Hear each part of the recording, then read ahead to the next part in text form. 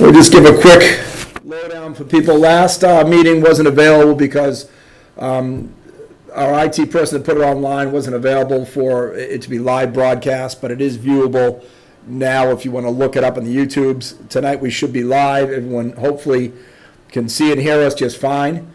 And we'll start the meeting with public comment period. If anybody has any comments that has called in via Zoom, you can indicate by raising your hand. We'll give it a minute and see if anybody has any comments or issues to bring up.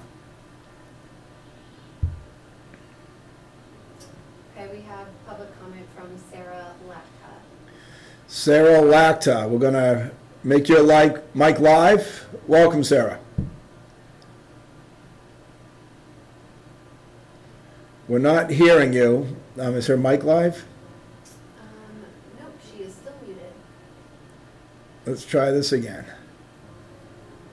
We all set on our side? Yep, all I can do is ask her to. Okay, Sarah, all set on our end. You can unmute your mic. We could hear you, I think.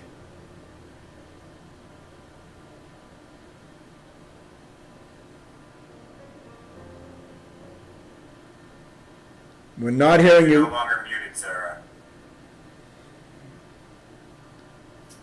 She said, I've called in by phone. Okay. You've called in by phone. 289, okay.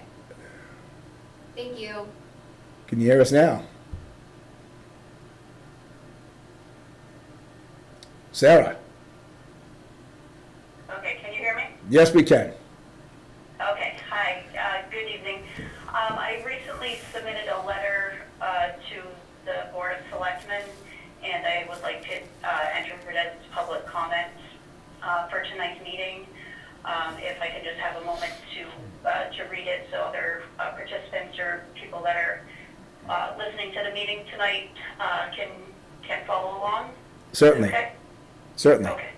I say, Dear Barre Board of Selectmen, as J.B. Jackson wrote in A Sense of Place, A Sense of Time, roads no longer lead to places, they are places. I'm writing with concern of the town of Barre's agenda to pave Barre's gravel roads. With the paving of gravel roads, this is in conflict with the Scenic Roads Act.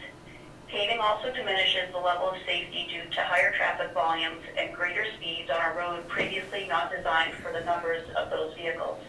Finally, there's an incredible cost incurred to pave and maintain an asphalt road. As stated in the publication of the Mass DCR's Historic Landscape Preservation Initiative, Terra Firma, putting historic landscape preservation on solid ground, our gravel roads help guide us through history and help us experience the places that make this state unique. Our roads are vulnerable to quote-unquote improvements and lose their character. As a lifelong resident of Barre, I have lived on Loring Road for almost 40 years. Most people want all the latest amenities. I, however, have enjoyed everything about living on a dirt road and the natural changes that take place with the dirt road while I and the road grow older. As a child, the road would grow grass in the middle just past my parents' house. Now, as an adult, I have even more of an appreciation for my dirt road. The road has incredible beauty throughout the seasons. I enjoy taking daily walks and watching the changes of nature with the road as the focus. I enjoy watching the migration of amphibians cross the gravel road on the late rainy nights of early spring. I enjoy the canopy of trees once the leaves fully grow out in the summer, the crossing of bear, deer, and turkeys with the gravel road as the background. The crisp nights of autumn, bringing the falling of the changing leaves as they blanket the dirt road, and the fresh snowfall with a path of a single pair of tire tracks navigating through the snow in winter.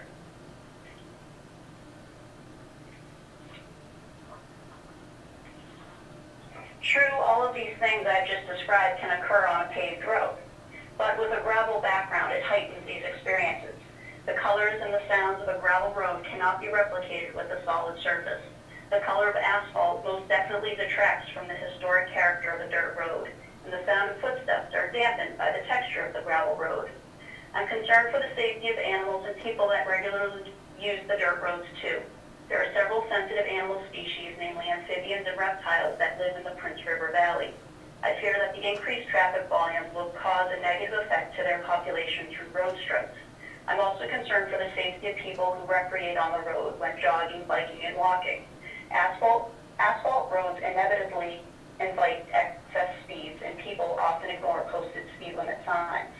I would like the Board of Selectmen to reconsider their initiative to pave Barry's gravel roads and Warren Road. Our gravel roads are what makes this town have a special character. They help to make our town unique and peaceful. Our town could likely create and maintain our gravel roads for 50 years compared with the cost to turn them to asphalt. Please reallocate the funds devoted to quote-unquote improving the gravel part of Warren Road and other beautiful gravel roads in Barre to roads that are in desperate need of repairs that are traveled on by thousands of people each day. Respectfully submitted, Sarah Latka. Thank you, Sarah. I did read your correspondence. I assume my other selectmen, have you, Matt and Dylan, have you guys read that when it came in? I have. Have, yes. Okay. I also read the email that, guessing was sent prior by EJ. Is that correct, Yeah. Sarah? EJ Latka? Yes, he's also, he lives on Warren Road as well. Okay. After speaking with other people, townspeople as well, I believe there's other gravel roads that are slated to be paved, and those residents are also upset about the paving of their dirt roads, and unfortunately maybe they didn't know of the meeting, or might not know how to speak out in concern. Certainly. Our goal each year is to pave a gravel road until we eventually have no more gravel roads in the town of Barre. They do create a lot of maintenance. They need to be graded a couple times a year. They wash out easily in heavy storms. And other roads in town, not particularly this one, we get many complaints about the condition of the road, and the people would like to have it paved. That being said, I think this is the first time I've heard of residents requesting a road not to be paved, and I would be interested in polling other people on the road before we make a decision whether we're going to stop or continue with this. I don't know the times slated for the DPW, but we could try to push it off till later as opposed to sooner, and maybe get some input. If other neighbors want to call and have input, we could certainly welcome it before making a decision. But we are trying to eventually get rid of dirt roads in town and get to roads that are easily maintained, easily plowed, and that we don't lose during thunderstorms. Every time we have some severe weather, the DPW spends a day or two rebuilding roads that are gravel that are washed out, and we want to avoid that. That's part of why we repave them every year. Yes, I understand your Okay. concerns. Yeah, and And I would argue that there are several paved roads in town that are severely in need of repair and are dangerous compared with our gravel roads, and a couple times of the year that they might need to be repaired because of a storm. Town Farm Road is nearly impassable. I travel on Williamsville Road commuting to work every day, and there are several safety hazards with that road, trying to weave around huge potholes, people crossing the yellow line because they're trying to avoid a pothole. So I feel like there's several other roads in town that are very dangerous because of their current repair. And if there's funds allocated for road repair, I think that would be better well spent, and definitely for roads that are being traveled by thousands of people per day, rather than the few residents that may live on some of these other roads in town. certainly, Williamsville Road is on our list. It needs drainage work first, which is should be underway soon. And when the drainage is all repaired, I don't think we'll have time to pave it this fall, but it is slated to be paved as soon as the drainage is repaired up there. So that's been in the works. We've been waiting for a couple of years to be able to get the drainage done.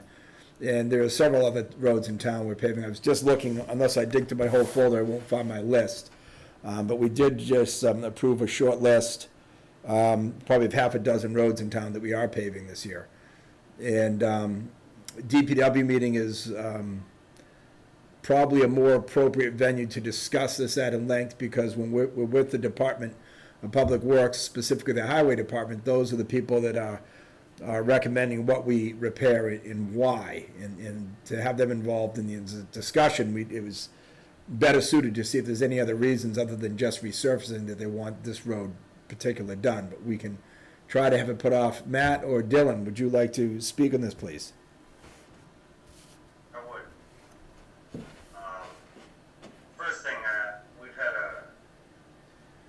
as I've heard recently, of a handful of issues with what's gone on with paved roads and speeding, specifically even some roads that had already been paved and we just fixed them and repaved them. Kendall Street's high on the list of complaints with speeders now that the road is nice and smooth. I know personally, because I live on Williamsville Road, I do expect that once we fix that road, it's going to be beyond crazy speed. People are already speeding despite the potholes. That's going to be a balance we're going to have to figure out, and I do believe we have limited resources in tracking all these places with proper speed traps or something to make the statement of stop speeding in town. I don't even know how to. I do believe it would be worthwhile, and I know the police chief, I think, is waiting on another item, but speeding is a concern, and maybe coordination with DPW and newly paved projects and working with the police department. I don't know all their resources, but that might help. I do know that there are a lot of people that seem to have a similar feeling as Black guy does. I think we need to make sure that our DPW commission meetings do a better job of identifying which roads are in the agenda, so people know if they want to participate about a decision to pave or not. Because I don't think it was clearly stated in the agenda which roads were up for discussion. So I see Sarah's point. Wasn't quite sure when or where I might have had a voice in that, if I'm correct in understanding what she was saying. So I do think that's something we need to probably do a better job coordinating with the residents of each road to get a better feel.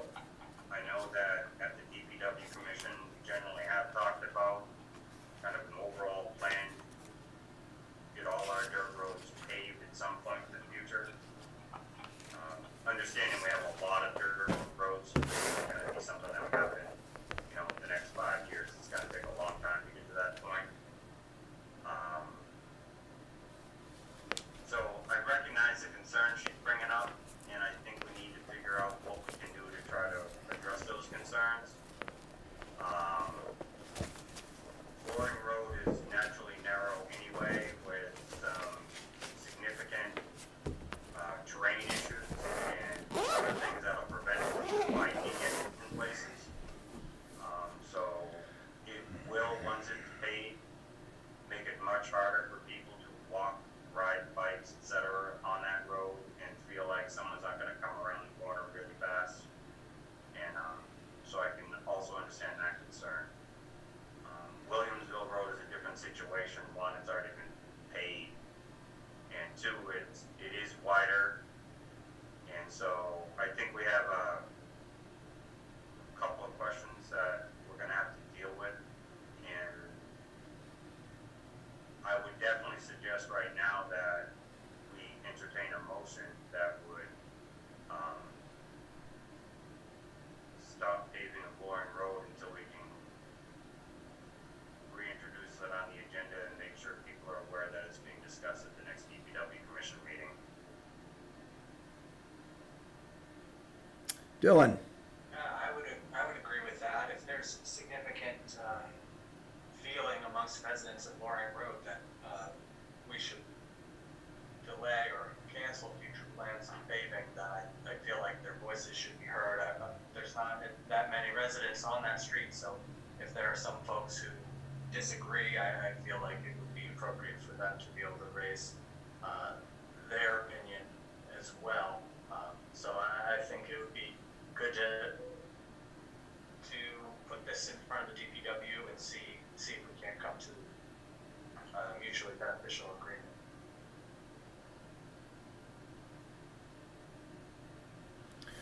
Yes, thank you for taking my concerns to heart. I do intend to attend the next DPW meeting, but I wanted to at least start here and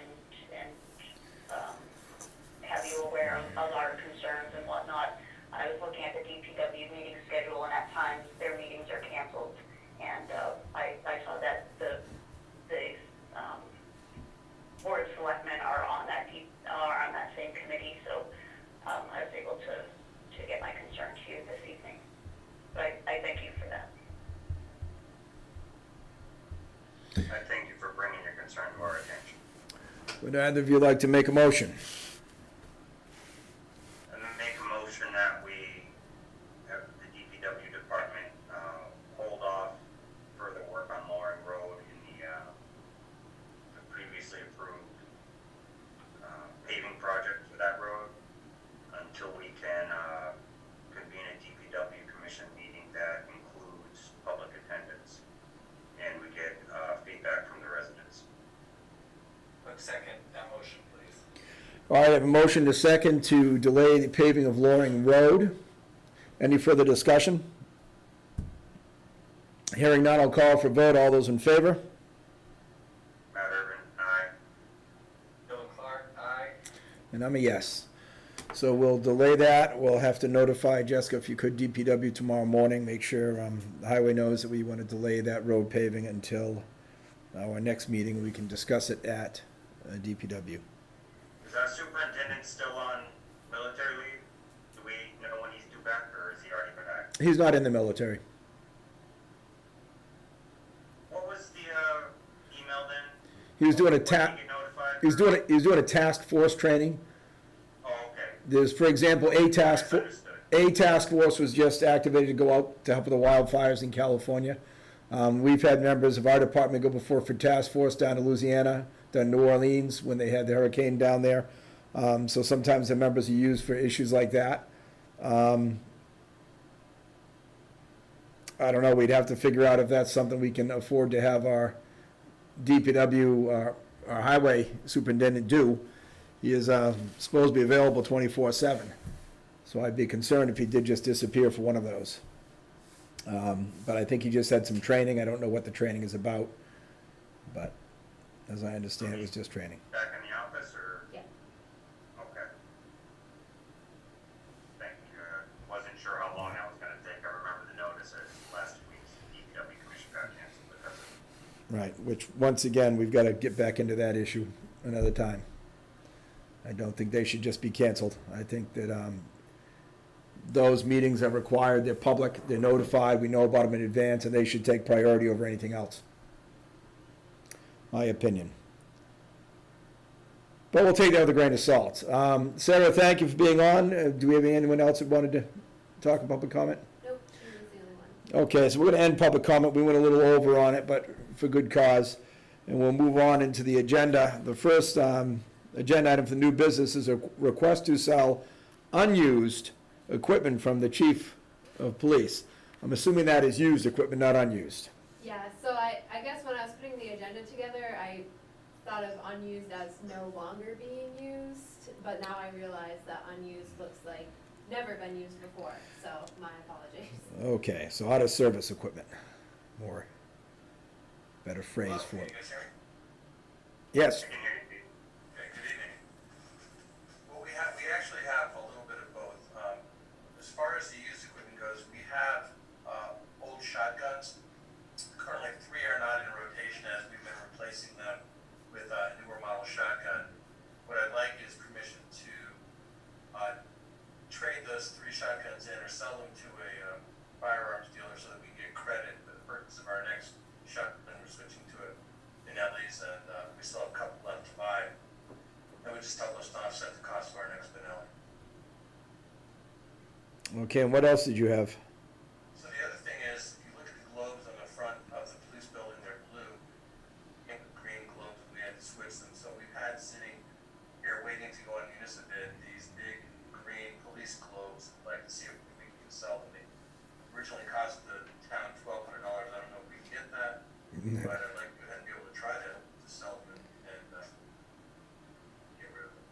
I'd be surprised if you get a couple hundred for them, but it would be something if we're not gonna use them.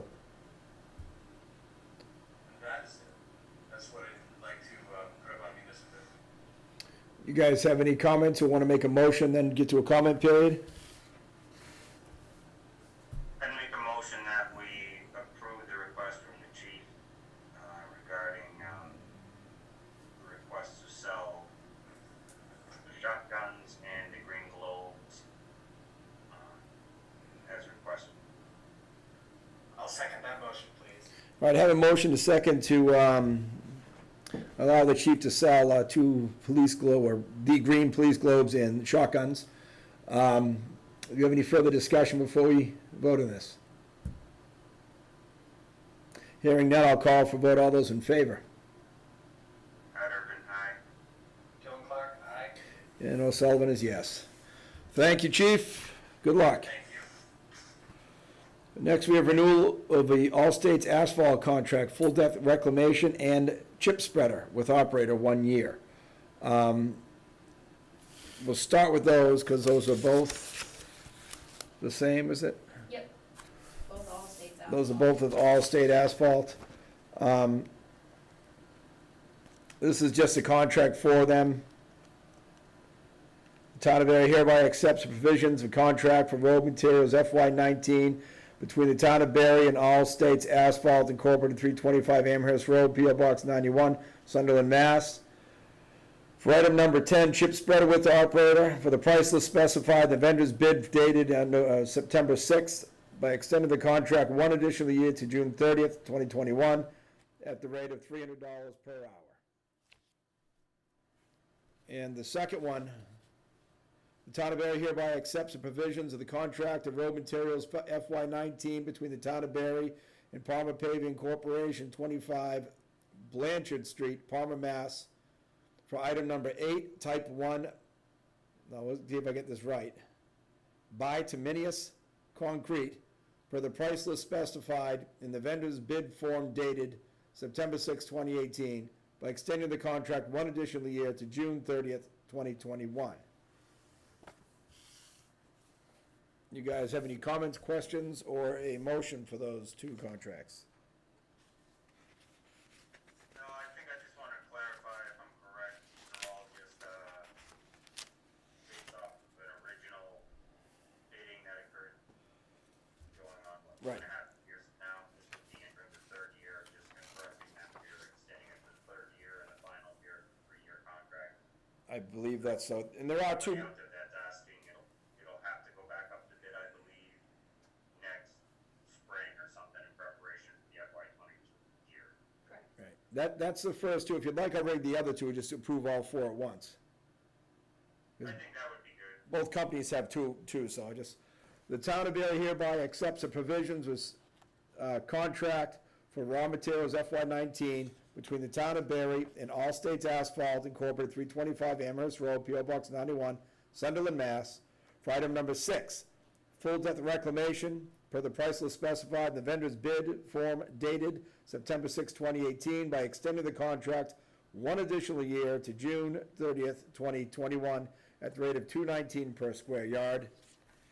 And finally, the Town of Barre hereby accepts the provisions of the contract for road materials FY19 between the Town of Barre and All State Asphalt Incorporated, 325 Amherst Road, P.O. Box 91, Sunderland, Mass. Oh, I read that one. Chip spreader. Sorry, I'm rereading one.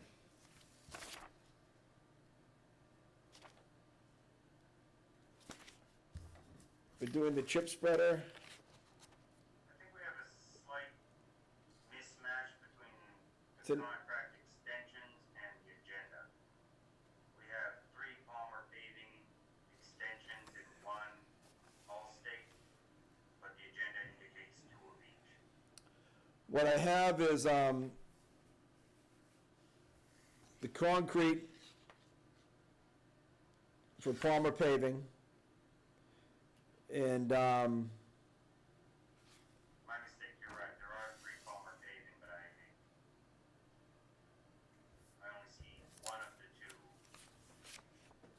Allstate asphalt extensions, I've got to start bringing glasses here, I'll read these better. I'm voting on the intent. Yep. It's at the It's very at the bottom. bottom, I just realized that too, it was out of order. So let me look at what I have here in front of me. My mistake, I apologize.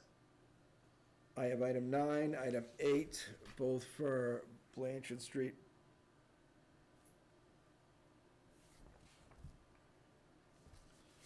So I have 2 that look like they're for Palmer paving. Is that correct, Jessica? There should be 3. We have, item number 7, milling. Item number 8, type 1, bituminous concrete. And item number 9, cold patch. Okay, so what I have here in the packet is item number 8, bituminous concrete, and item number 9, cold patch. So I'm missing item 7, is that correct? Yes, that should be for Palmer paving, is item number 7. And then on Allstate, I have 2 for item 10, chip spreader, and 1 for number 6, full depth reclamation. Correct. So why do I have the chip spreader twice? Is that just an error? I must have printed out Okay, chip spreader twice. so we'll get rid of the chip spreader. What I'm missing is item 7. Okay, either I can read number 7 or. You'll have to, because let's just do, we'll go back and start over, guys, with one company at a time. So Palmer Paving, let's do those. Palmer Paving is the bituminous concrete that I read. And the second one for them, be Town of Barre hereby accepts provision of the contract for road materials FY19 between the Town of Barre and Palmer Paving Corporation, 25 Blanchard Street, Palmer, Mass. For item number 9, cold patch, per price list specified in the vendor's bid form dated September 6, 2018, by extending the contract 1 additional year to June 30th, 2021, at the rate of $100 per ton. So we have the concrete, and we have the cold patch, and the final one Jessica will read is number 7. Yep, the Town of Barre hereby accepts the provisions of the contract for road materials FY19 between the Town of Barre and Palmer Paving Corporation, 25 Blanchard Street, Palmer, MA, 01069 for item number 7, milling, per the price list specified in the vendor's bid form dated 9/6/2018, by extending the contract 1 additional year to June 30th, 2021, at the rate of $2.50 per square yard.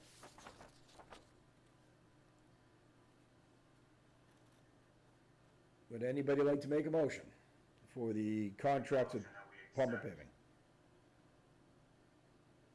Is this specific to the Palmer paving? Yes. Okay, I make a motion that we accept the 3 Palmer paving contract addendums that extend each of the item 7, item 8, and item 9 items for 1 more year, expiring on June 30th, 2021. Thank you. I Dylan? will second that motion, please. Thank you. I have a motion to second to extend these 3 contracts with Palmer Paving. Any further discussion? Hearing none, I'll call for a vote. All those in favor? Dylan Clark, yes. Urban, yes. And Greg O'Sullivan will be yes. Now, the other 2, I have read them both. These are the contracts with Allstate Asphalt. One was, as I read, for the chip spreader with an operator for $300 per hour. And the other one was for full depth reclamation, item number 6, for $2.19 per yard. So it's item 10 and item 6 for Allstate Asphalt.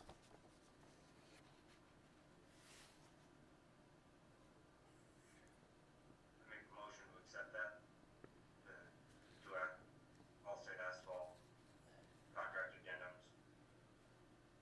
similarly expiring June 30th, 2021. I'll Yep. second that motion, please.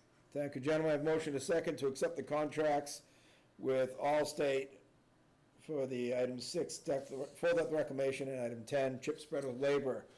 Any further discussion on that? Hearing no discussion, I'll call for vote. All those in favor? Urban, aye. Dylan Clark, yes. And And Greg O'Sullivan, yes. Before we go any further, I've gotten some comments that it's hard to hear us, so if we can both just try to speak up. Hard to hear on the YouTube or on the YouTube, wow. Okay. I'm not sure if it's those microphones that are picking us up or if it's this microphone that's picking us up. I can talk a little louder either way. Me too. All right. Next item is personnel committees. We want to make some appointments for election workers. We have a list. Dylan, would you care to read the list for me? Yes, let's see here. We have a list of folks looking to be appointed election workers, and their names are Joanna Allen, Martha Degnan, Lynn Deschamps, James Kurjali, Lisa Marcel, Lynn Michelle Bevenzi, and Susan Ash. Thank you, Dylan. Do I hear a motion from anyone for those candidates? I'd like to make a motion that we appoint the list of residents that I just mentioned to be election workers. Joanna Allen, Martha Degnan, Lynn Deschamps, James Kurjali, Lisa Marcel, Lynn Michelle Bevenzi, and Susan Ash. I second that motion. For motion and a second to appoint these 7 people to election workers here in town. Any further discussion? Hearing none, I'll call for a vote. All those in favor? Matt Urban, aye. Dylan Clark? Aye. And Greg O'Sullivan, yes. That's unanimous. Request for use of town property, Christmas and Barre Craft Fair. We have Mary here as well. Well, let's Mary, come on and pitch to us. Can you hear me? We can. We can hear you. Hi. My name's Mary Verderesian, and I help Sandy Hood and Sharon Proctor with the Christmas in Barre for the last couple of years. We have decided not to hold the Christmas in Barre Town Hall Fair inside this year, and we're hoping to get permission to hold it outside the second to the last day of the Barre Farmers Market, October 24th, on the other half of the common that we don't use for the farmers market.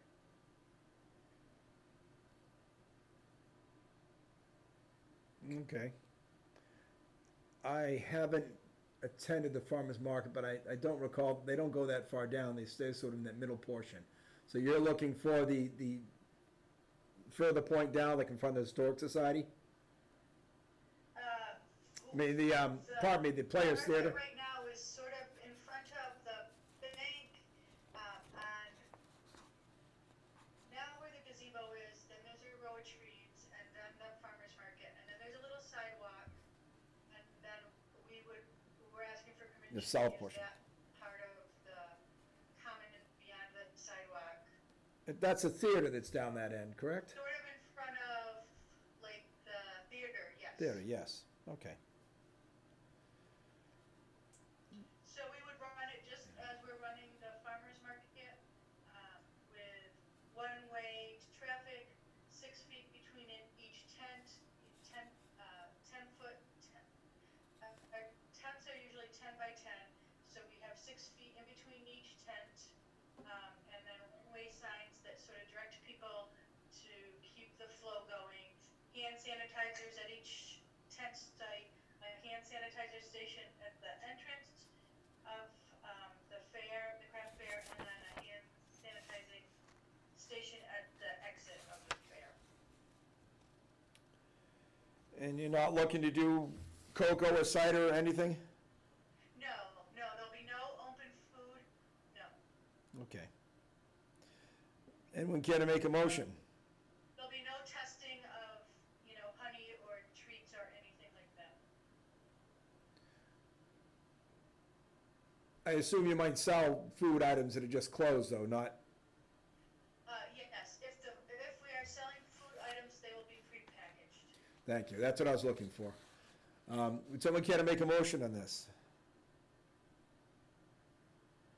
I make a motion to accept the request to use town property by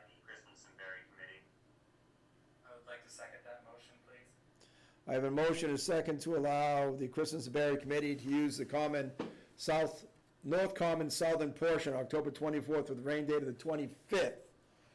Any further discussion? At this point, I'd like to talk about fees. Traditionally, I believe we've always waived the fee for this committee because it's the first part of the Christmas events in town, the Christmas committee.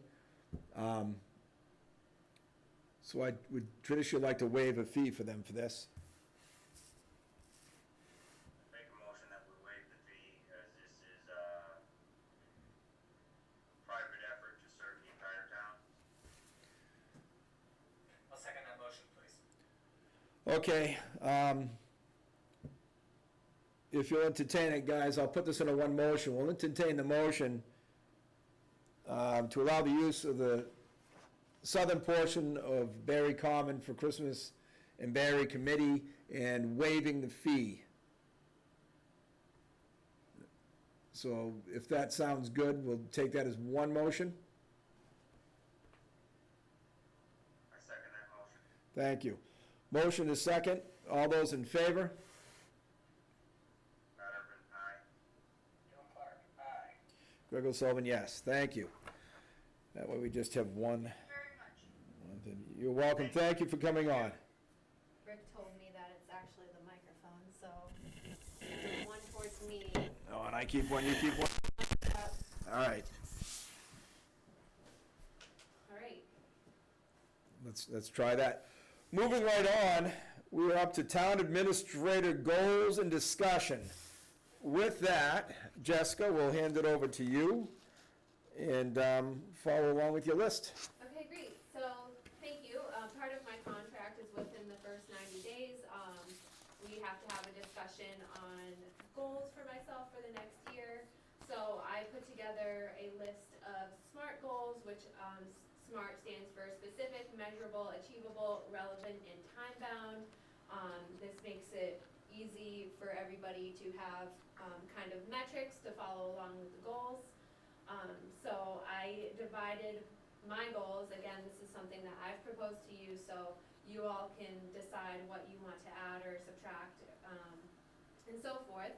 I've divided them into 5 different categories. We have community relations, relationships with select board and other levels of government, human resources and labor relations, financial and capital planning, and lastly, community and economic development. So under community relations, my first goal will be to attend off-hours community events with local businesses, neighborhood, and community groups. Develop and maintain town social media accounts. Establish a working business roundtable to better prepare the town for business development.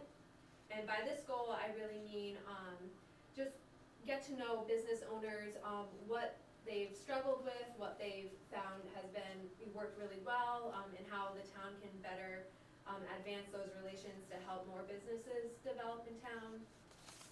And also establish options to have meetings recorded for transparency and accessibility, which stems from more recent conversations that we've had.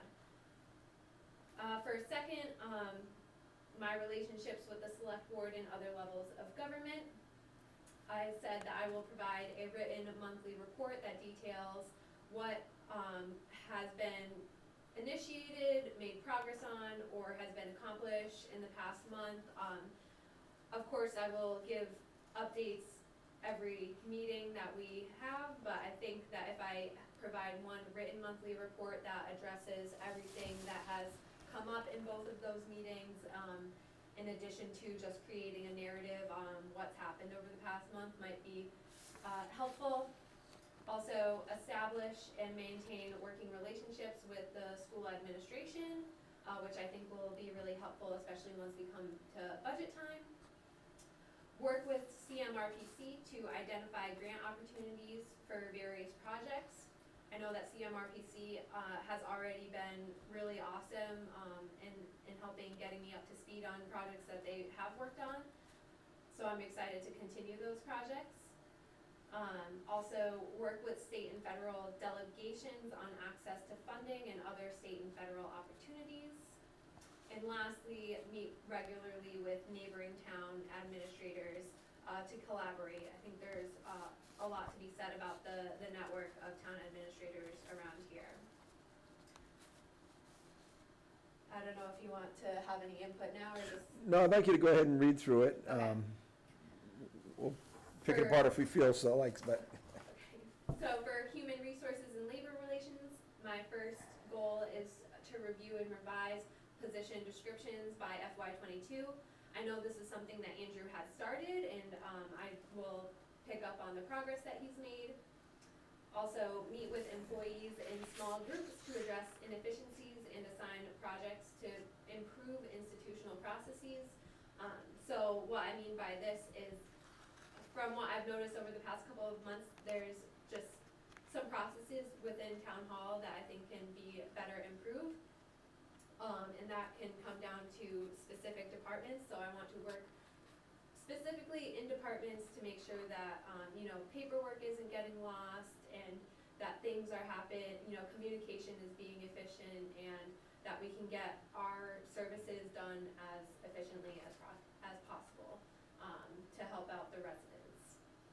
Also, leading into my next goal is to build communication and collaboration among departments. Again, something that I feel Andrew has started, and I want to make sure that this is continued and strengthened. Next on the list, I have conduct wage survey analysis. It's been brought to my attention, and as I've looked at what employees make, I think that there can be an improvement in at least looking into, making sure that our employees are paid competitively. Also, conduct annual employee evaluations to better, to improve my relationship with the employees, as well as understand where everybody can improve and how I can be of assistance in improving what they do.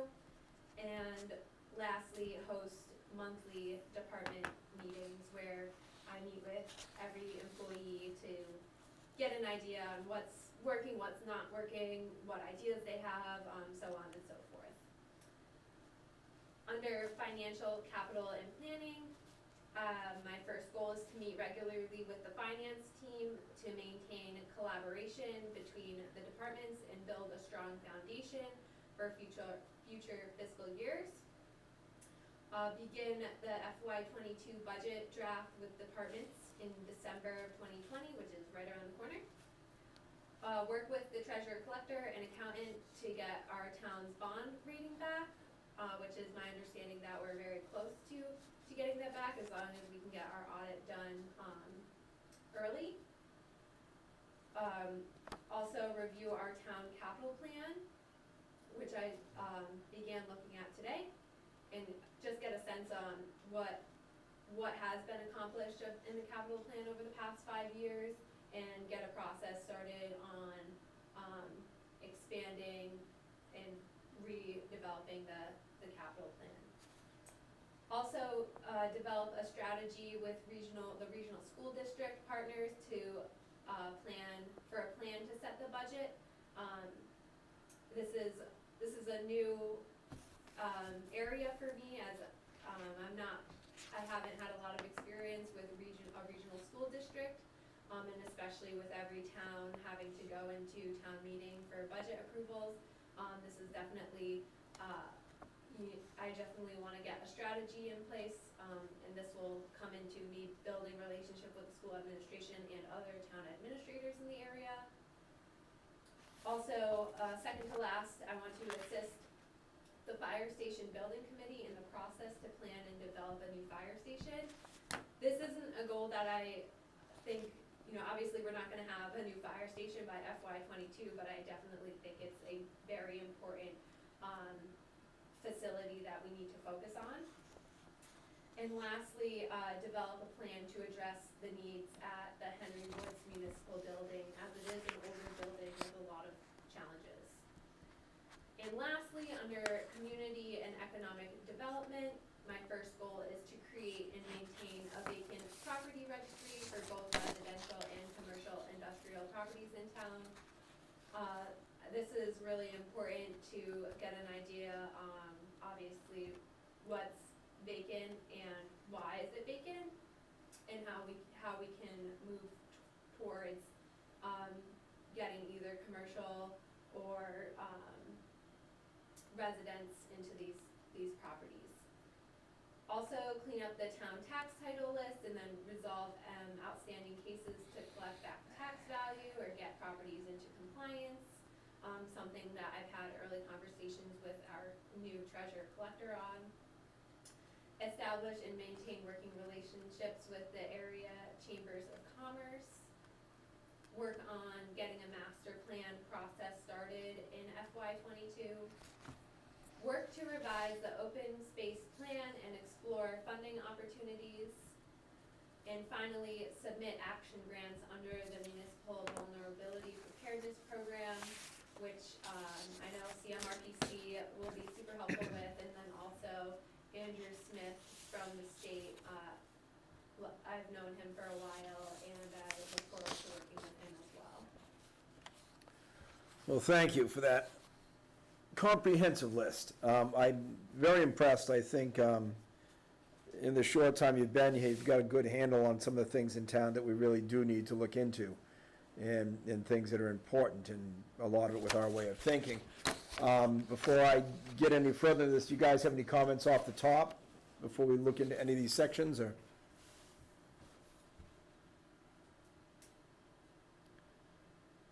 Muted. Yes. There we go. I think it's a great start, general layout, kind of a good outline. I agree with pretty much every item you place there. I see a benefit to that, and it's subject to work on. There's a few things where I think would be hard to objectively review it as a goal met or not, and maybe there's a couple items we could talk about when we get into that, Greg. It sounds like you're looking at an overall point now, and then we can get into some nitty gritty after this. Yes, we'll go section by section after.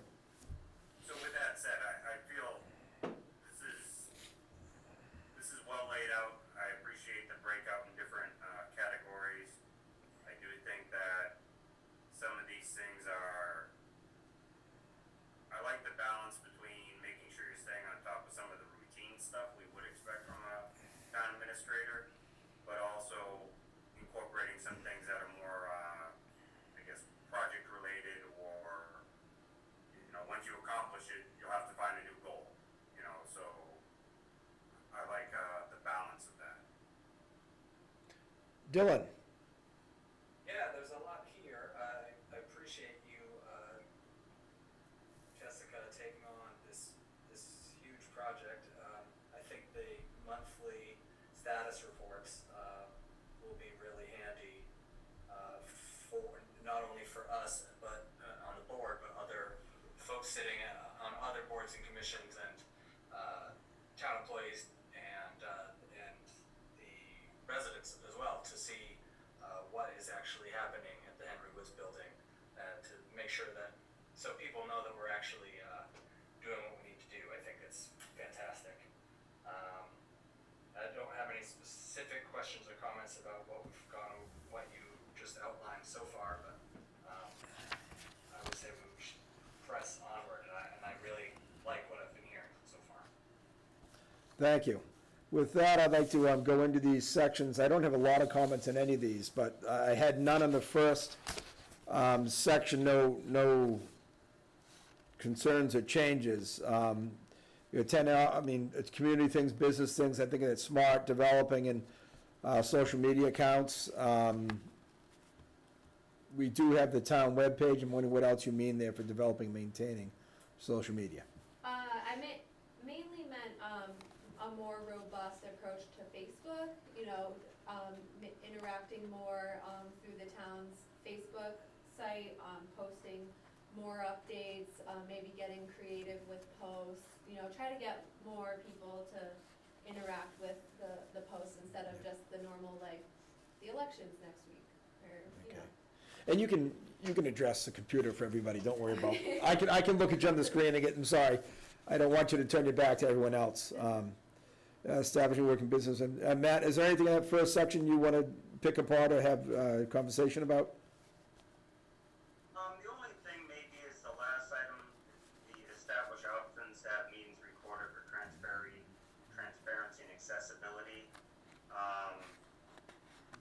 I think based on what I've been hearing from whether it's other board of selectmen or members in town, I'd like that to be more specific to the development of a bylaw to put before the town regarding which boards, committees may or may not be required to have recordings. I'm getting a push from general public that don't understand why you can't just have them recorded, and so everybody knows the transparency and accessibility is like a priority of the towns, making sure that the town knows that they can be involved and know what's going on. So that I might want to revise more to having a draft bylaw ready for the next annual town meeting for us to review, which would include some of the backup of what would it cost the town, so we know what we're presenting to the town when we ask. Or just lay it out for them to decide if that's what they want to do. One further point on that, Matt, is right now, as we know, the governor had relaxed the open meeting law regulations, so we don't have to allow the public into meetings right now. But what they required, not requested, required, is that we record these meetings and let them be viewed later. So they requested we try to do Zoom as we do, but they did require that all meetings, if they're going to hold them, are recorded and made publicly available. And that was a concern I think we had with the planning board this past week that's already been addressed by the administrator and town council. So I agree with you for the bylaw in the future, but I think right now, until these COVID regulations are lifted by the governor, I think it is important to make sure that these meetings are being recorded by everyone so that we find a way to make them publicly available. Because that would be compliant with the modification to the open meeting law by the governor during the COVID. Yes, and right now, without a bylaw approved by town, all we can do is ask other boards and commissions. I guess technically we have the authority to deny them the use of the building, because use of the building is under the board of selectmen's. But, I would encourage they use our boardroom so that they can be recorded and we can arrange it. Because they've been it's, encouraged, they choose not to. right, well, They use other sites for their own reasons. I'm not gonna try to right. say they're right or wrong in this. I'm just saying it's been brought to their attention. So, if it's what they want to do, they'll do it. If it's not, they won't. And without a bylaw, that's how they're going to act until whatever reason changes their mind. And I'm not trying to make a fight of it. I'm just saying that my Right. observations over the last month and a half is they don't want to be reported. I'm just reiterate that I think she can at least make sure that she reaches out and lets them know that the boardroom's available and that we could try to help get this recorded through here. That's all. I know we can't order them. We have no authority to order any other boards or committees that are elected as we are. We have no more authority over an elected committee than they do over us, and I understand that. But they should be reminded that this is the open meeting law that we're dealing with. And meetings, if they're not open to the public right now, have to be recorded by law. So they should be reminded of that, at least by council, and we can do that much. Relationships with select board and other levels of government. Anything you have in that section? And Dylan, speak up if you have anything. It sounded like you didn't from what you said on your overview. But if you do change your mind, please speak up. I'm just going over it again now, thinking if I can add anything.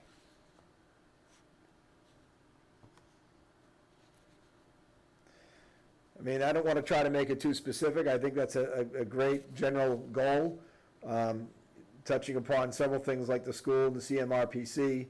It's, you can't get too specific there without making a strange focus, I think that's generalized, and that's the way it should be. Agreed.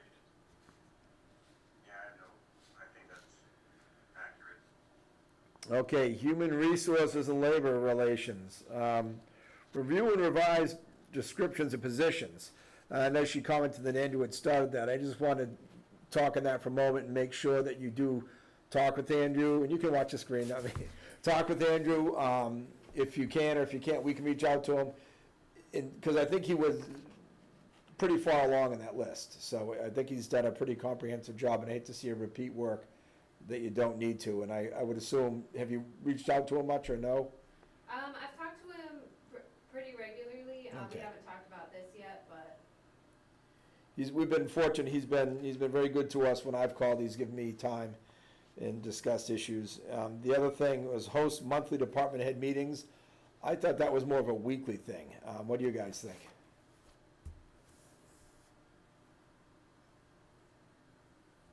You think it is or ought to be? I think it should be. I think department head, there should be some sort of, doesn't have to be a lengthy meeting, but if you go once a month, it's gonna tend to be longer, and things gonna sit too long. I think, you need to have a more active, participation, communication with the department heads. So I was thinking once a week, whatever day you choose, Perhaps whatever. a weekly, maybe a weekly check-in, but a larger, more extensive monthly meeting. Might be a So- prudent way to handle that, so not overload the department heads. Certainly. Let them have their weekly input and then culminate with monthly meetings. Is that Yeah, maybe a Matt? little bit more what you're thinking? I like it. Matt? Do you have a preference in that, Matt? I think what Dylan's suggesting is good. I think I'm fine with the monthly. I think due to her office space and her location, she's pretty much got regular contact with the department heads outside of DPW or the library. I think the emails and the communication week to week is enough. I think I would only recommend that you do more than a monthly if you start to identify that communication is slipping and you feel that it's a need to up the frequency.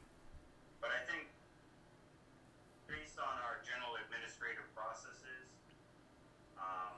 I can't really see a reason why every department has to get together once a week. Most of it's routine daily activity, and I think the concept of bringing all the department heads in every week versus once a month. I could see smaller meetings where there might be 3 departments that need to talk about a specific topic, and they meet maybe once a week for a couple of weeks because they're working on something. And then once a month, you bring all the department heads in together to give them an update on what's going on with those other 3 departments. So I do think that sometimes the concept of a weekly department head meeting could be overkill based on what we're actually doing on a regular basis. Right, what Dylan had suggested, Matt, was a weekly check-in, individually with department heads, and then a monthly meeting with everybody. And I was saying, I thought that does sound like a good idea. It sounds like you're suggesting similar thing, that she'll be in contact with them on a weekly basis anyways. So that's just what I'm looking for, to make sure there's some sort of conversation with each department head weekly, and as well as just the monthly meeting. Well, if you're saying individually, she's just making sure she doesn't ignore a department head for like 3 weeks. Yes. Yes, I agree. She should make sure she's talking to the department heads, but I don't think as a group they need to even No. check in as a group. Right, that's what Dylan said, and I agree with that. I didn't mean to bring the whole group in. I just don't want to let things go for a month. Want to make sure that we at least have a weekly check-in with each department head, so if they do have something come up, we find out prior to the month and give an opportunity. That's, I think is maintaining weekly contact with individual department heads and having a department head monthly meeting is important. The means and methods of Yeah. that weekly contact, I really wouldn't want to, no. like, I don't want to force it has to be in writing, or it has to be an email, or it has to be a face-to-face. I'll let her build her relationships with the department heads and figure out the best course of communicating that. All right. And she may already intend to do that, I just, You know what I mean? yeah. Not everybody responds the same way, so I would like to see her develop that relationship Anything else in this section you want to talk about? Jessica, did you have any specifics about the means of building communication and collaboration among departments? Are you thinking getting people plugged into some sort of platform so people can discuss amongst each other, or are you thinking more of a formal setting, or are you thinking that are you looking at being more of a broker between them? Can you just tease that apart a little bit? What you mean by that bullet point? Sure. So when I was talking about the second goal, where I want to meet with employees in small groups to address certain inefficiencies, that's kind of how I want to build communication and collaboration, is by pulling employees. And it's not always going to be just department heads. I want to make sure that every employee realizes their full potential and what they can offer for the town. So I want to be able to build communication and collaboration and relationships by pulling employees together in small groups, and then have them work on a project. And those projects will always look different depending on what needs to be accomplished. But that's one way I intend to build communication, but then other ways, as Matt just indicated, not everybody responds to, the same communication style. So it's gonna really be up to me to learn how everybody else communicates well, how they work well, and learn from there, and then capitalize on how everybody works best, and then, kind of try and bring that all together. Okay. Section 4, financial and capital planning. Matt, you have anything in that section? Yeah, two things I would like to start with. I'll go with the third bullet, work with treasurer, collector, and accountant, get the accountant's bond rating back. I would like to see if we can refine that goal to be more specific. Either set up a schedule or determine a date by which we will make the application. Definitely think that she needs a chance to talk to the town accountant and the treasurer to really finalize that. But for now, I would like that to be more specific, to at least provide the board of selectmen with a schedule to get our bond rating back. Understanding the circumstances, this may not be the best year due to economic impact from COVID, but I think it gives her this year to come to us and say, here's our plan of action and here's our schedule to meet this goal. So for FY21, I would like that to be more specific, to say, provide plan of action and schedule to get the town's bond rating back. All right. What else you have? Assist fire station building committee in process to plan and develop a new fire station. They started their general concepts. I believe they're already getting kind of a good run on what their wish list, maybe even a little further along based on what's in the chief's head or what he's been talking with, which may not have made it to our board yet as a bigger picture. But I'm guessing by FY22 or June 30th next year, I would like to see potentially I don't know if we need to do a DSB so we can get an architect in and start a feasibility plan, start creating cost estimates. So we may need to focus on maybe by FY22 or the end of this fiscal year, I should say,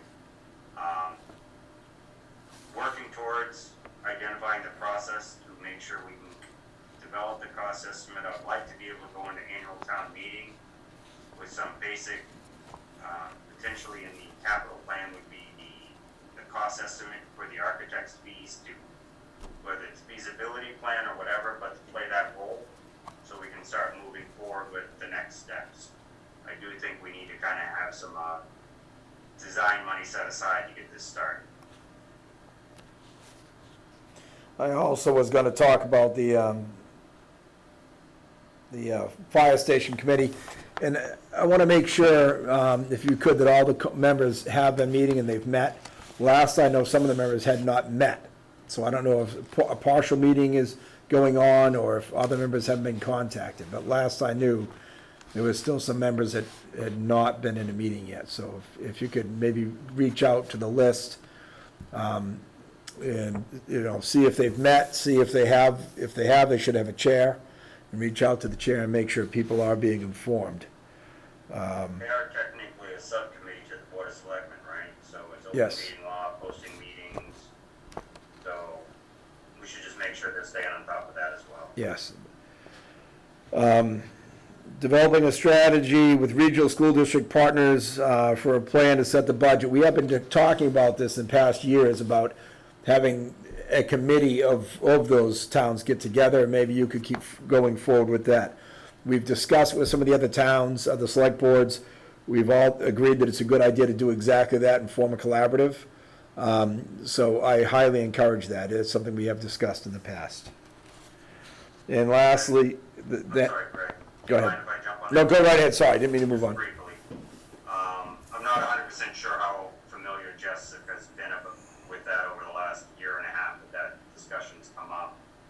But from my understanding, it does appear that all of our towns in the regional school district might appreciate it if Barry kind of took the lead in trying to organize maybe quarterly meetings or something to not just discuss the school district, but also some of the other common things we talked about before. Right. But so I'll just put that out there, Greg. It sounds like if we started Right. initiating the need to develop that a little more, it might come to fruition. We are more central. They might want to meet here if they wanted to meet. We are also the largest stakeholder in the school, so to put, it makes sense to do it that way. The last thing I want to talk about is the Henry Wood building. When you're looking at plans for the building, we certainly haven't done this formally, is really address who we're going to put where in this building. We still have a large amount of space on the main floor, which I would like to see the clerk on the first floor here, on the main floor of the building. Ellen's concern is for her records. She has records in the vault, but some of those records they access daily and multiple times a day, and other records are more archived. And I think if the archive records stay downstairs, I've asked Ellen to try to get an idea of what size vault we need to make, and we could look into, securing a section, and I don't know what standard that has to be to yet to make a vault out of it. Whether it's a steel room or block room, or what we have to do to make it secure enough. I would assume it's gonna be fire rated and such to hold the record, so. It may be that we'd have the ability to bring in a large safe, something like that may have to be secured from downstairs first because of the weight of it, I don't know. But I would like to look at, if you guys agree, what it's gonna take to get the town clerk upstairs, because that's one of our highly visited offices. Then it sends everybody in and downstairs, which I'd like to keep most of the business as we've been doing on this floor. So I'd like that to be part of that, is determining what it's gonna take to bring the town clerk up here. I agree with that.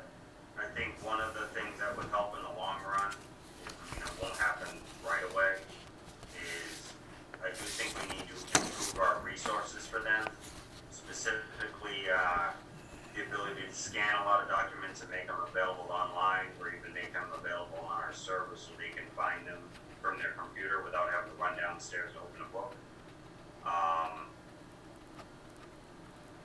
I think that's equipment and potentially also manpower, or so I think that's part of the evaluation that I do think we need to consider, because a lot of that stuff that they need to go to regularly, probably they wouldn't have to run into if we could get it scanned and make it available and properly filed electronically, so it's easy for them to find in a folder electronically. And, you may be able to get some information now. We're sort of in a lull in the election stuff right now. We may be able to get some time with Ellen, and maybe even invite her to our next meeting, in the first meeting in October, and discuss with her what she would need which then you'd have to ask her, I've already asked her myself, but you'd have to come down and ask her again what type of space she needs for documents and how many of those could be digitized, and if so, what we need to digitize it. What kind of expense are we? Is this bringing a group in for a week to put stuff in and scan it? Do we need to own the equipment? Do we lease the equipment? Can a company come do it for us? There's a lot of possibilities there. But that was the only other piece I had on that. Do you guys have anything else in that section? I have nothing more in that section. Dylan? That looks good to me. Okay, the last thing then would be community and economic development. I only had one bullet I put out for that. What do you guys have in that section?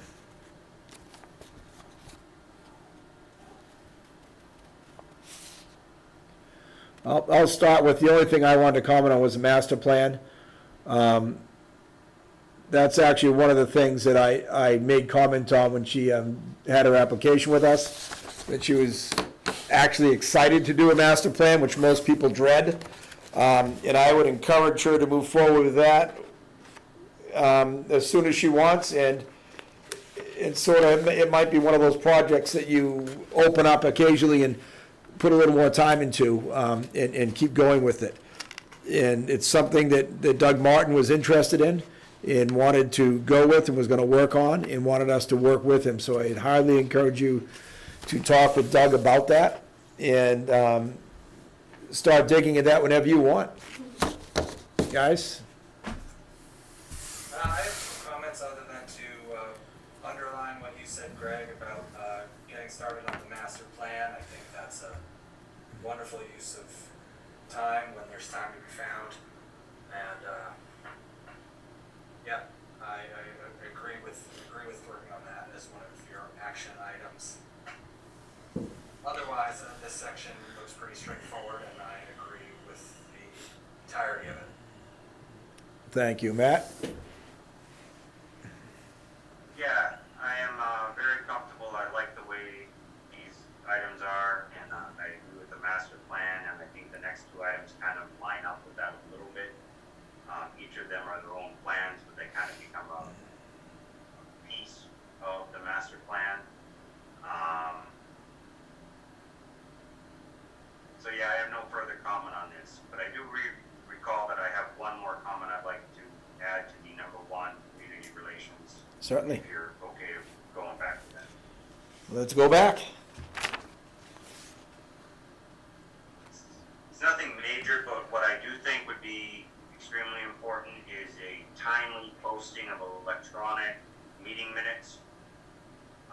So for me, this would be extremely important in setting up a procedure where all boards will post the meeting minutes to a common location. Originally, my town government was set up for that, where you can go and grab the minutes that have been approved. More often than not, you go there and you find that it just says go to the town clerk, they're on record there as a hard copy file or something with the clerk. Whether we do it on our website, we use a third-party host with a link from our website, or we use My Town Government, I'd like to make it standard so everybody knows if they want meeting minutes, they know where to go and find them. And this is something that I think may have to rise to the occasion, very similar to the potential bylaw about having meetings recorded. It may have to develop in, well, I would say let's start and see if we can just do it as a finance administration type procedure policy. But if we're not getting positive response from all the boards that we're asking to do this, it may have to go to the next step and see if the town wants to mandate that we all do this. But I think in the long run, it's a major part of the efficiency as well, is making that information available to the public as quickly as possible. And today, that's the way to do it. It's also a lot easier to deal with public records requests when people make them, because all you got to do is point them to the website, and you've accomplished that goal. Very good. Jessica, overall, very well done. Thank you. I appreciate the presentation. Next topic will be COVID-19 update. Once again, that's going to go to you. We had some brief talk about that today. It's been bouncing around Facebook. Speculation, we've got 65 cases, we've got 40 cases, we've got 0 cases. Jessica, how many active cases do we have? So currently, according to the state website, we have 2 active cases. One we discussed at the last meeting that we had, the last Board of Selectmen meeting. There was 1 active case.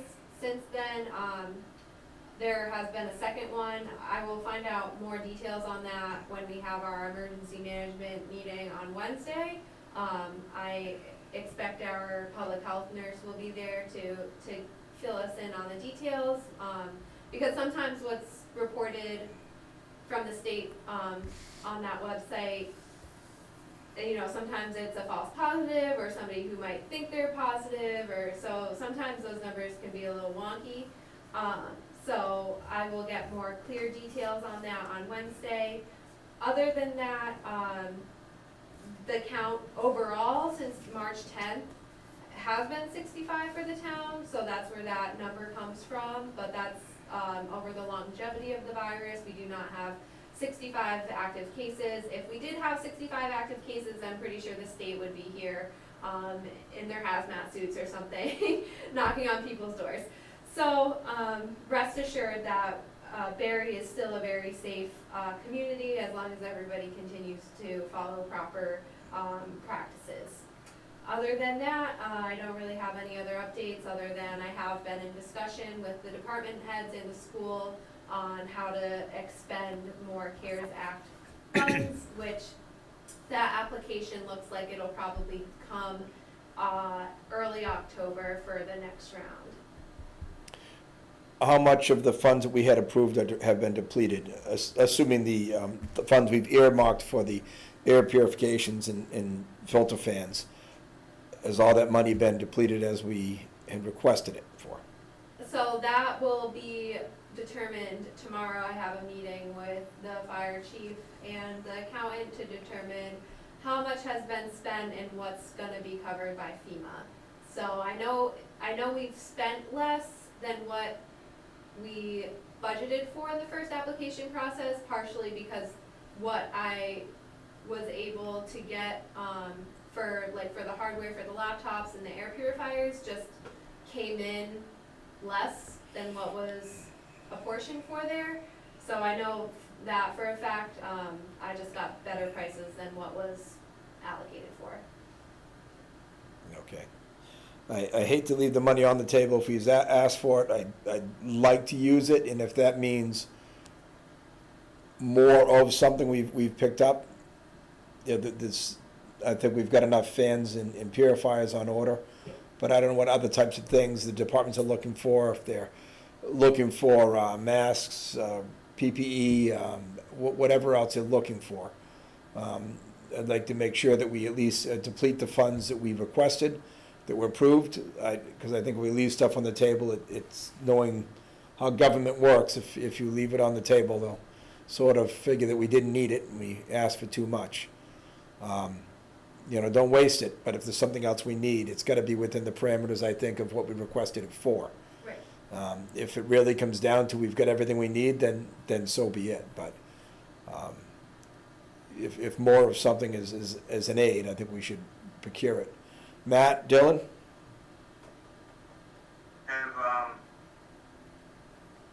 When it comes to the purifiers, did we get a couple for the senior center as well? And I didn't know what we may or may not be doing to assist with the library if they choose to start opening. Yep, yeah, so once I get those air purifiers, I will make sure that we disperse them out to not just Henry Woods Building. We'll have enough to share with the other facilities in town. Okay. Did you have a chance to review the outdoor enclosure concept? What it might cost if we were to purchase a tent and maybe some temporary heaters or something if we chose to have a meeting that was outside? Nope, not yet. I can add that to look into them.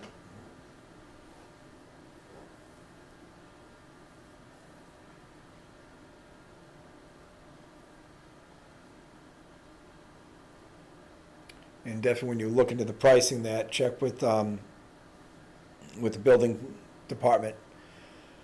Larger tents like that will be covered by code and heat systems for it, so make sure whatever we get's gonna be compliant and safe for public use. Okay, But yeah, there's no reason we couldn't set a tent up and have still a couple meetings this year outside. I would think if it's down to 40 degrees and we could heat the tent, people could still come in to the meeting. It's good use for it. I mean, especially if we're gonna have any type of public hearings where the number of people coming are not quite as well known, we don't wanna limit it. And I definitely would like to make sure we do our best to allow public input, which is much harder with remote meetings. So we may also have to look into, audio-visual, a generator, power, kind of a bigger picture of how could we put a meeting out there and still be able to provide speakers or microphone or similar things. It's just, I'd rather look at it comprehensively, and then if we have to, Yep. we back down.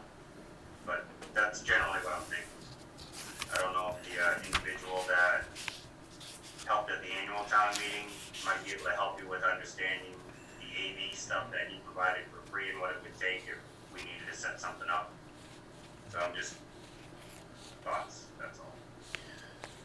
And whether we own that or we contract that individual to set up for us at an event, get a price per event to set up that type of system. Well, exactly. So we may not wanna buy it, we may wanna- Part is the, like the audio-visual stuff would just be what would it cost per event and have that price in place. But I think that money has to be spent by December, so if we were to do something in March, these funds couldn't be used towards a contract to have someone provide it. But it could purchase the stuff, and then we're just dealing with, Getting someone to run it. because we've had other events where people have asked, hey, does the town have any audio visual or any speakers or something, and we don't. We're saying, look at the school department, maybe they got it, or, so, I think it would have a long-term use if we did purchase it, but I think the immediate need really is more because it would be a benefit to many outdoor public meetings we might hold due to occupancy limits. Yeah, and I would think something of good something like 50 by 100 or larger tent. I mean, I think it's gonna be substantial size. We could potentially have a couple hundred people in there, so we wanna look at a couple prices, look 50 by 100, maybe look at larger as well. I don't know what sizes you'd find in that, but it's gotta have roof sides and heating ports, heating ability. And one last item that kind of relates to low voltage systems would be Wi-Fi. And what I mean by that is reviewing whether it's the senior center, the library, or even the Henry Woods building, trying to see if we can set up exterior mounted Wi-Fi extenders or Wi-Fi receivers, whatever you call them, so that in the event someone does need internet, they possibly could park near one of the buildings and use the internet from the parking lot to assist themselves. I know that some places that's generally what they're offering is, hey, if you park in our parking lot, you can get internet. So, Yeah, that's a good idea. I like that. Okay. Meeting minutes, August 13th. August 13th, executive session. I believe that's ready for release. And September 8th. Everyone read them? And I would entertain motions. Yeah, I went through them and everything seemed in order as far as I can tell. I agree. I did the same and feel the same way. So I'd be looking for a motion. And I'd that, like to make a motion that we accept the meeting minutes from August 13th, 2020, August 13th executive session of 2020, and the September 8th, 2020. would you include the release of the executive session for that, please? Yes, including the executive session minutes from August 13th, 2020, To be released. to be released. Thank you. I second that motion. Have a motion and a second to approve the meeting minutes, regular and executive from August 13th, including release and executive session minutes, and September 6th meeting, 8th meeting minutes. I have a motion and a second. Do you have any further discussion? Hearing none, I'll call for a vote. All those in favor? Matt Urban, aye. Greg O'Sullivan, yes. Correspondence, do we have other correspondence other than the letter that was read for us? I believe that was the only one. You guys have any specific reports you'd like to bring up or discuss? I got one thing I'd like to bring up. Please. If Dylan's got something, I'll wait. Oh, I was gonna say, not at this time, so go right ahead. Okay. This is something that I think came up in prior emails. I don't recall if we discussed it at all at the prior meeting. Yeah, we did. It was in the meeting minutes. But I'd like to follow up on the Flaherty Road questions that came up regarding a gate that was put across the road and questions about whether it's blocking access to a town right-of-way. And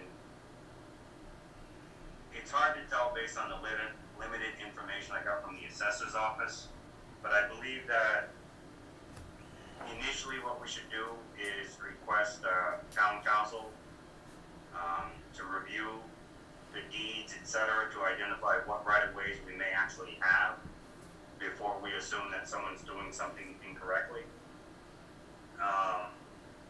Because we all know that sometimes, word of mouth travels and then it runs years and then all of a sudden it gets kind of rewritten. And so let's make sure we know what right-of-way exists and if there's a purpose for that right-of-way, or if it's just a general public access right-of-way. Second, I'd like to, in the same regard, I'd like to make sure that maybe we can get some assistance either from town council or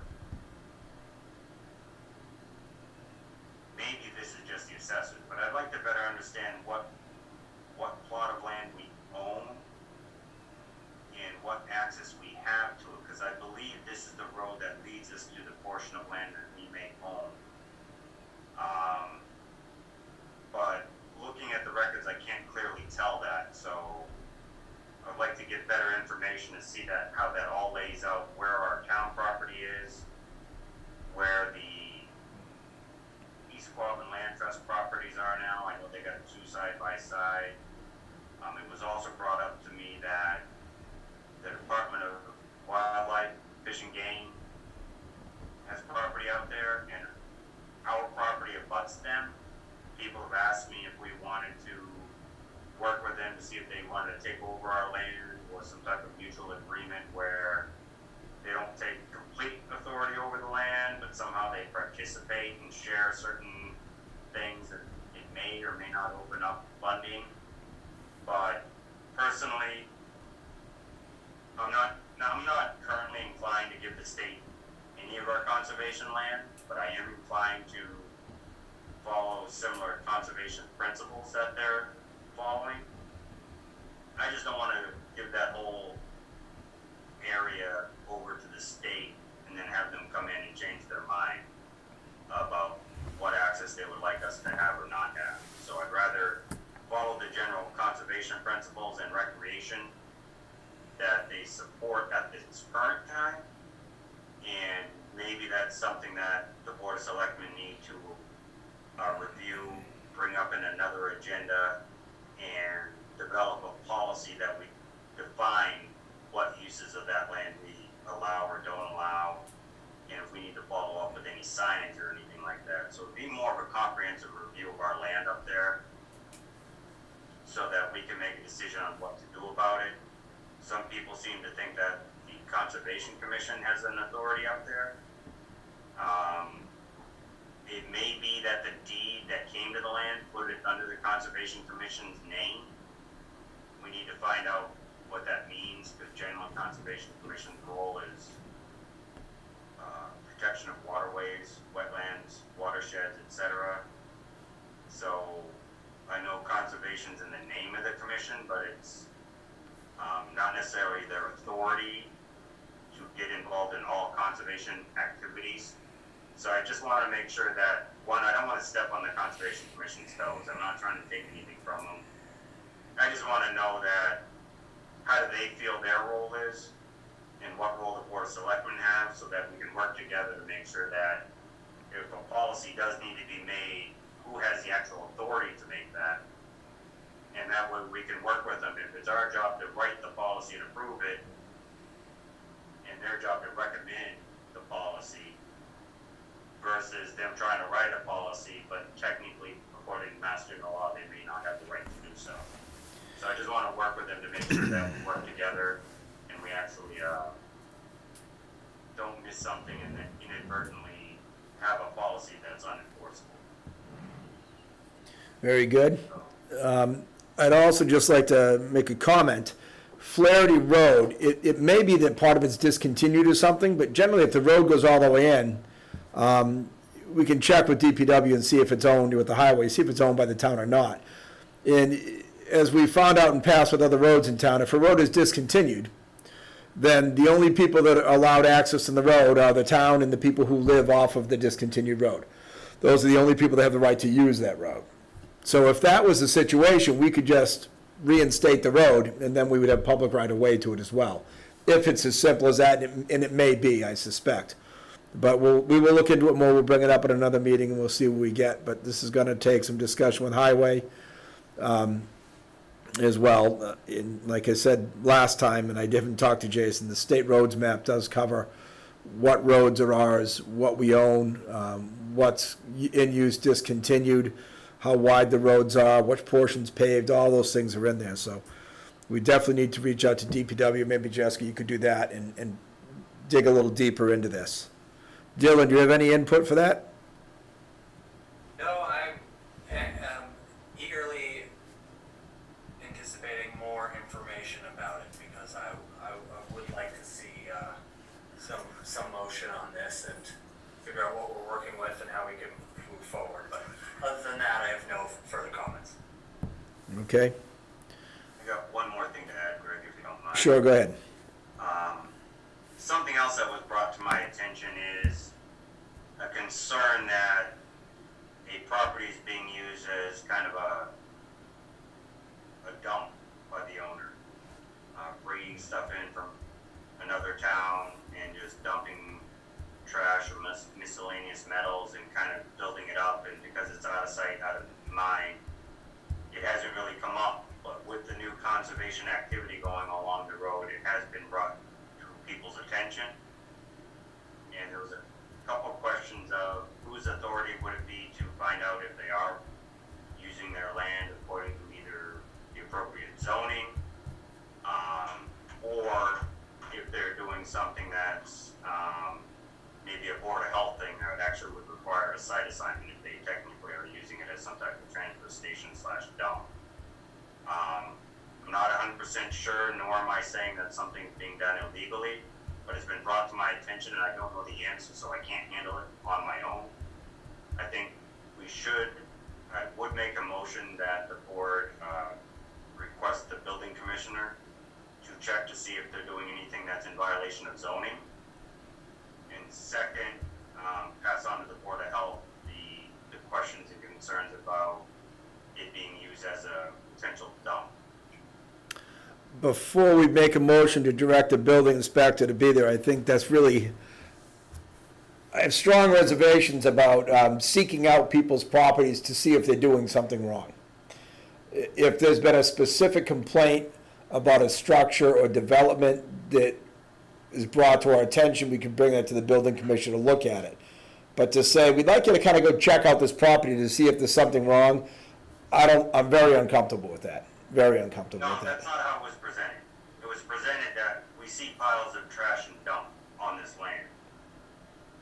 And therefore they're saying, we believe they're not following either the zoning laws that allow what you can do on an R80, or they're defying the Board of Health, or whatever state regulations allow them to pile up piles of metal, used tires, etc., on a property that over time can create issues with the environment. And so because of that, was an official complaint about something that someone eyewitnessed and said, this is going on. And if you drive down Flaherty, down to the gate that's there that has a no trespassing sign, you only gotta look 30 yards to start seeing piles of collected material. I did see it. I Okay. don't know how extensive it is, nor am I saying it's illegal. But that's something why I'm saying I need to bring the other professionals that it is their job to know and ask them to come in and take a look, because it was brought to my attention, very similar to the attention you brought to the building in front of Fire Station 1, Yep. and since it's been corrected. I think that, well, once again, with the issue I brought up into the house in front of Fire Station 1, that was specific code issues and violations I was citing that I've witnessed and I know of. That's why it was brought up. So I had something specific to ask them to look at. But I think the better discussion might be to ask Mr. Cantel his opinion, and maybe he'd take a drive out to give us his opinion on it.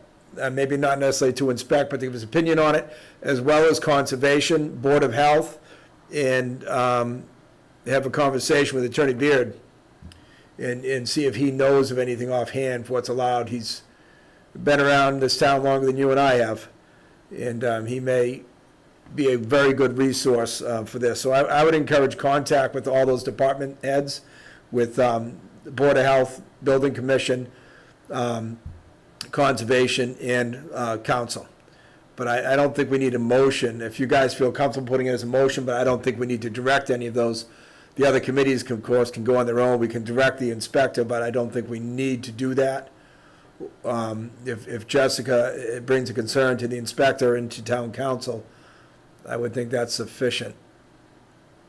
I'm okay with it. I only started it as a motion because I didn't want it to sound like one selectman was asking Jessica to do something. No, I agree, Matt. I All looked, of us, so the motion was just more, is it a consensus of the three of us to do what you just suggested? I drove out there a while ago myself when they talked about building a parking area, and I was concerned. There was a lot of, it looked like a lot of stuff lying around, which was not typically yard refuse or property things you'd see lying around. It seemed very cluttered and like there was too much stuff there. So it would warrant someone who knows better on what is allowed, permissible.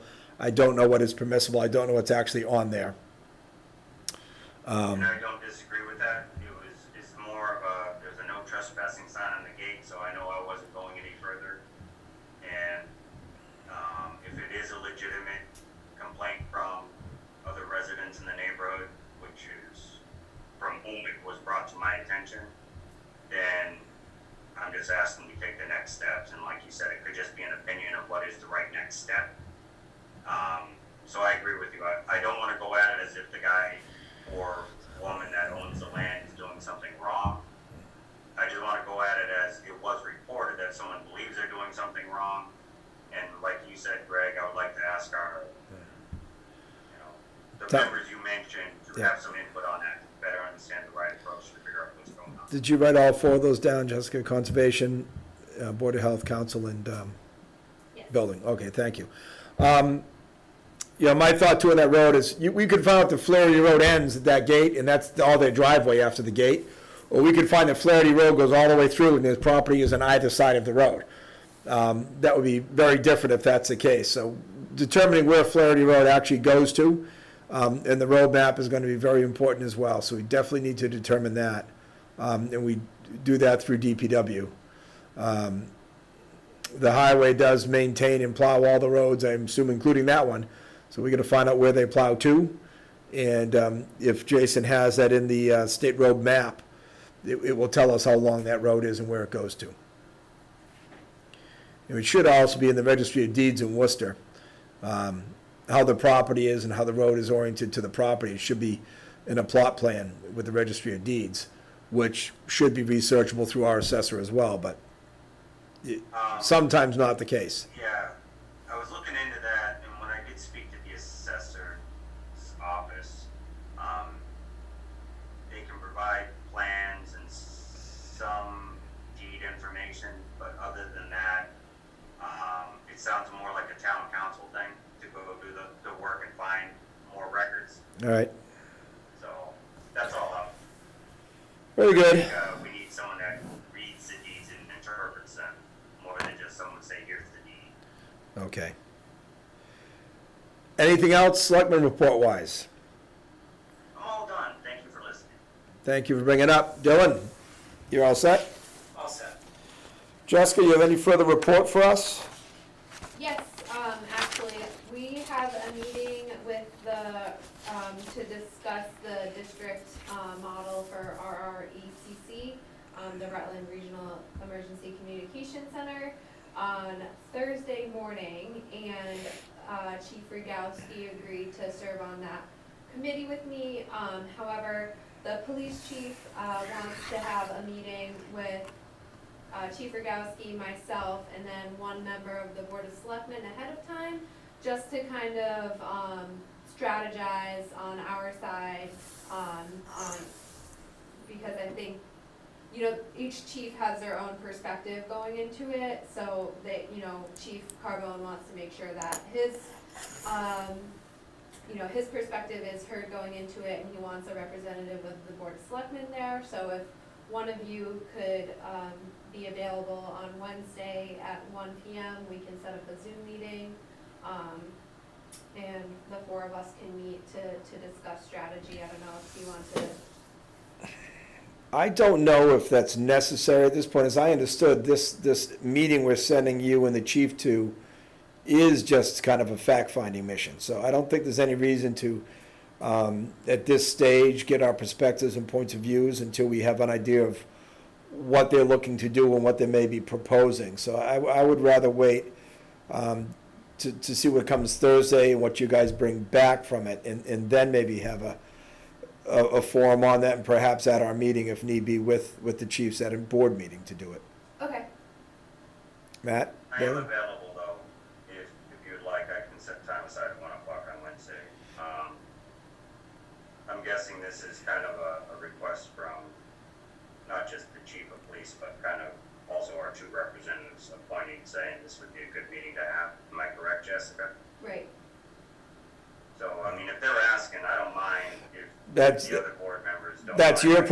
certainly your prerogative, Play that Matt. role. We can do we'll do what we want on our own, so if you want to meet with them, absolutely. I mean, it's, No, I figured for you, you wouldn't want to be involved with the fire department relationship. Not that it is super bad, but you know what I mean. It's a fine line, I guess, for you. So I figured I would just offer, I know that currently my work schedule is open for that hour. So I can make sure I can participate in a meeting if so inclined. all right. Dylan, you all right with that? I'm all right with that, yes. Well, then it's officially board sanctioned. Not that it needs to be for you to go do it anyways. Anything else, Jessica? And then the other thing is that I'm gonna be meeting with Chief Carbone to form Very Scary 2020. We're very excited about that. That'll happen next month.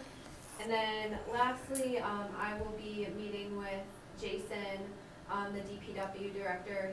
He's gonna be giving me a town-wide tour from the DPW's perspective, so I can learn about all of our wonderful gravel, dirt roads, blocked roads, anything that I should be aware of as I geographically accustom myself to this area. And you can tour our wells and our business areas and Yes. our lovely road with the no trespassing gate in Flaherty and everything. Wonderful.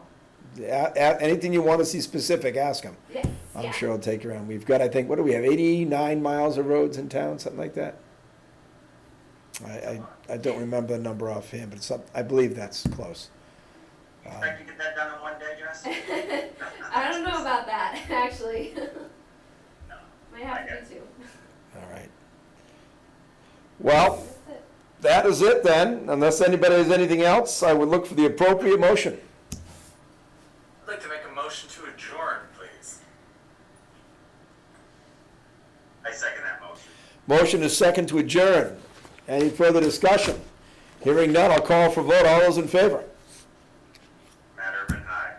Dylan Clark, aye. Greg O'Sullivan, yes. Good night, everyone.